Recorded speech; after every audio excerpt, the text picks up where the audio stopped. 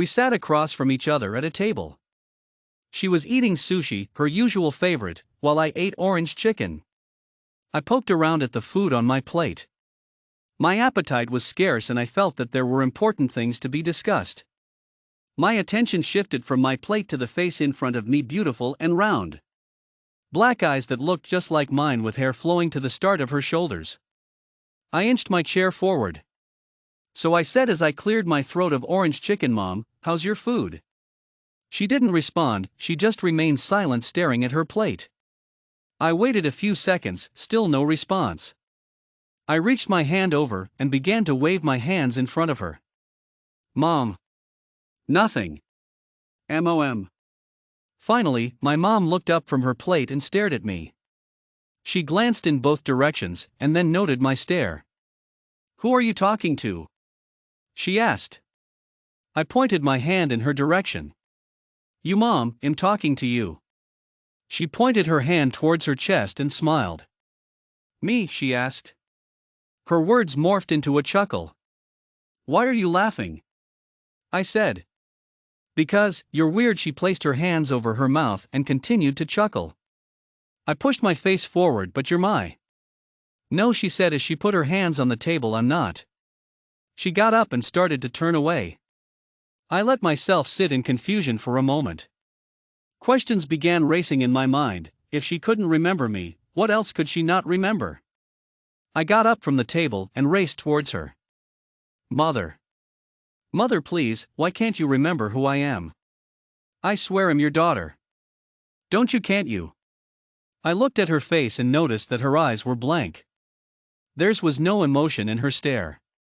It simply was just that, a stare. I looked down at my feet, blue shoes, the ones she had gotten me 4 years ago. Each portion of fabric placed evenly on the shoe. I sighed at the memory of me receiving them. There were 2 knocks on the door and boom, there they were, a pair of shoes in a box. Mother never wanted to give them to me directly, but she got them for me anyways, and that was all that mattered. I left the memory and looked back up at her face. Her lips began to move in front of me. They began making strange noises, specifically beginning with the letter I. She kept repeating it as she stared at me, I. My cheeks inflamed with frustration. I couldn't help but poof them out towards her, and let out a heart-wrenching yelp. "I what?" My mother shook her head back and forward. She sighed. Like me, she looked at her shoes. Black and plain. Typical of mother, she always wore plain things like that. Again she sighed. "I am not your mother." I began to slam my head against the wall repetitively. Why must you say such a thing?" My eyes squinted towards her. "You are my mother, we've spent the last 20 years of life together. You raising me following your plain old shoes around. How could you forget?" My fists were clenched, and it was almost as if my clenched fists controlled my teeth. They seemed oddly stuck together. She stepped back. Even though she claimed not to be my mother, these words hurt her. I could tell. But again she came forward and firmly said, "No, you are the one forgetting. I am not your mother, we have only just met each other. You asked me to lunch around an hour ago." Her eyes squinted towards me. I closed my eyes. This information was too much. It made me angry beyond measures. I opened my eyes and she was gone. And I was alone once again at the mall. I wanted to shout, but I had to stay calm. "Ugh, whatever, fuck it." I screamed. I looked around the mall to see if anyone stopped to stare, but they didn't. They all just continued on their way forward. I started to walk around the different shops. If only my mom stayed, I thought to myself. I should have ran after her, but there was no use. She would have just kept on walking away. I entered the popcorn store and glanced around at all the various flavors they had. I found it odd that so many flavors could be derived from one singular corn. The variousness of life, I guess. I went to the cash register and placed my order. "Caramel popcorn, please." The cashier nodded his head and went to grab the popcorn. Blah blah, same mundane routine.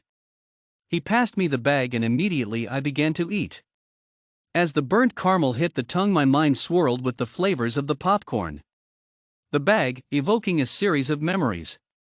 As I tasted the flavor, echoes of words began to bounce through my mind. "Mom, I heard a little girl say, 'Can I have some popcorn?'" A smile could be heard through the mother's response. "Sure, honey," she replied.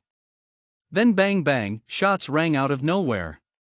I started to scream again. The people in the popcorn store looked at me for a mere second and resumed their tasks. I awoke from the voices within my head and ran out the store. I ran to the parking lot and placed my hands on my head as my heart began to race. I remembered it all: the popcorn, my mother dying at the store 10 years ago. It all came back. But who was that woman before? Just some random lady I asked to lunch? I shrugged to myself. I guess so. I crumpled into myself and sat on the brim of the parking lot. How embarrassing. My face implanted itself in the popcorn bag as I started to chew. Tears began streaming down my face. Even though it had been 10 years, I still missed my mom. I began to feel spite for the woman I had been with prior to the realization that she was not my mother. I wish she hadn't said anything. I wish just for one day my mother could have been with me again. But she wasn't. I lifted my face from the bag. A popcorn kernel found its way to my nostril.